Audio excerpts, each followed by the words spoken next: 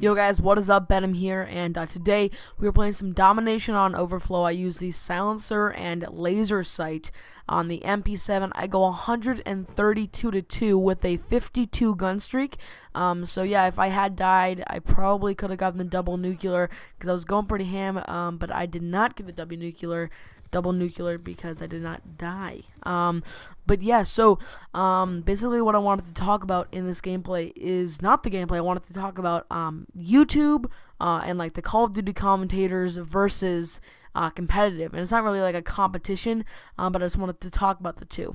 So basically, if you guys didn't know, MLG Dallas happened over the weekend, and if you guys didn't watch it, that's a huge disappointment because it was live streamed on Twitch. I don't know how you guys did not see it.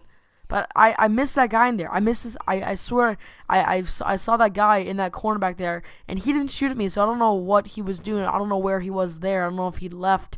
But there was a guy in that building back there, and I'm not sure how I didn't see him. But yeah, so MLG Dallas was over the weekend, and it was a really cool event. Freako placed number 1, followed by Unite, and then I think VVV Gaming got 3rd. I'm not sure who got 4th.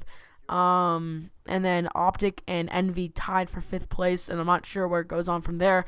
But yeah, it was a really cool event. If you guys did not get a chance to see it, that's a huge loss.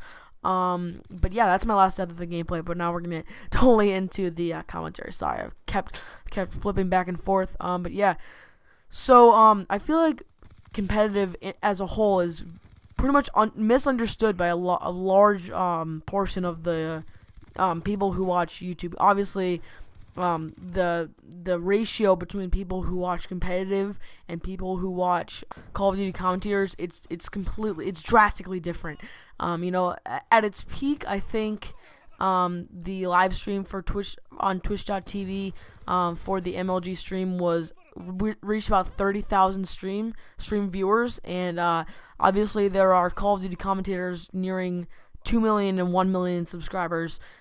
So obviously they don't get a million views of video, but they probably get way more than 30,000 views of video, and obviously it's not okay because obviously competitive is, in my personal opinion, more entertaining to watch than really high-scoring gameplays, because a lot of people that get 100 pluses, 150 pluses, 200 pluses aren't as good as some of these competitive players. And I'm not saying that I'm a bad player. I think that I'm a fairly good player, but I'm clearly not even close to as good as some of these people on Freako and Optic and VVV and all these competitive teams. And it's unfortunate that competitive isn't as big as the online Call of Duty commentating, and yeah, so it's really unfortunate that it has to be like that. But obviously, it's just the way it is, and that is the way things are. But I feel like the only way for competitive to grow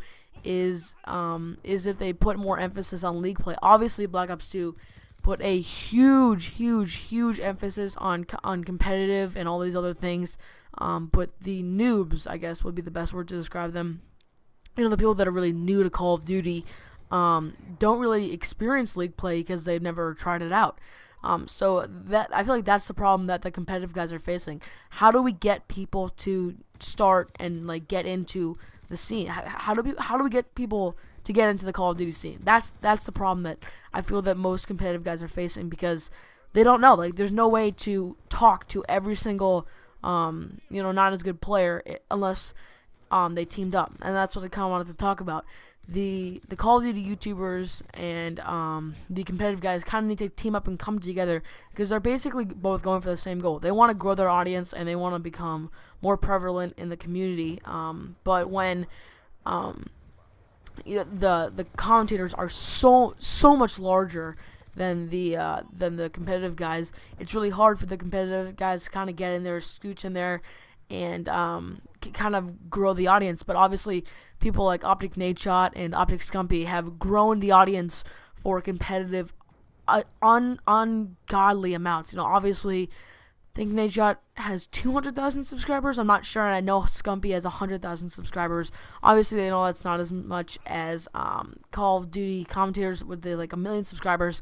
But still, it's a lot of people, and it's bringing a ton of people into the competitive scene, and I feel like what Scumpy and Nadeshot are doing for the competitive scene is really, really, really good.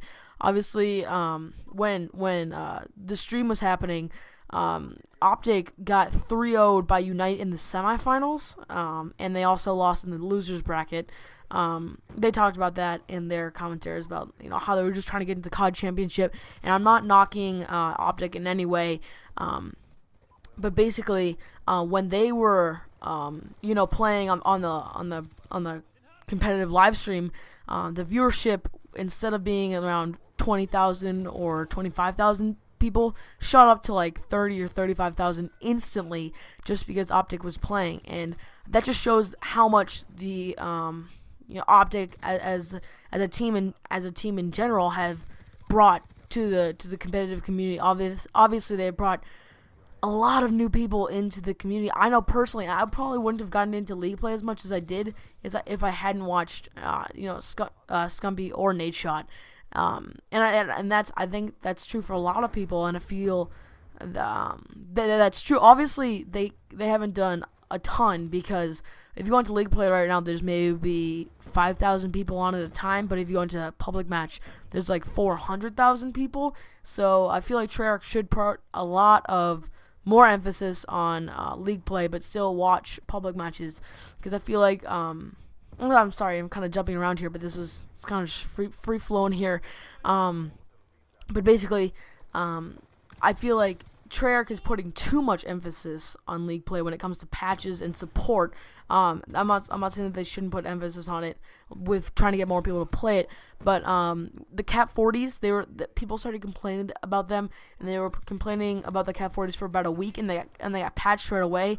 But when public match players are complaining about things like the target finder, they don't get patched for probably 2 or 3 weeks, which is still pretty fast compared to Infinity Ward. I'm not even gonna get into that. But it's definitely pretty fast compared to Infinity Ward. But it is still not as fast as League play gets. So yes, Treyarch should definitely put as much time and effort as they do into both. But yeah, so that's pretty much it. I just kind of wanted to talk about it. Hopefully you guys agree with me. I kind of know I jumped around a lot in this commentary. I feel like I haven't talked in the commentary for quite a while. Hopefully you guys like my new channel banner. I just got it from a sick guy named Neon Gorilla GFX. I think that's his name. Let me check. Yeah, the Neon Gorilla. And if you guys want some GFX from him, his link will be in the description below. But yeah, I also got an outro screen and some Twitch GFX. It wasn't super cheap, but it was definitely very, very, very well done. Hopefully you guys enjoyed that. So yeah, that is pretty much it, guys. Thank you so much for watching. Again, go check out the Neon Gorilla. He did a great job, and he was really easy to work with, which is also great. But yeah, guys, that is pretty much it. Thank you so much for watching. This has been Benham, and I'm out. Peace. So yeah, guys, this is the new outro screen that the Neon Gorilla made for me. It looks absolutely sick. So again, his link will be in the description below. But yeah, the previous video, I hit Prestige Master, and I go over my stats and class setup. And then you guys can subscribe at the bottom. My Twitch and Twitter links are to the left of your screen. You guys can both click on the links on the screen and in the description below. But yeah, guys, thank you for watching. Have a good day, and yeah, peace.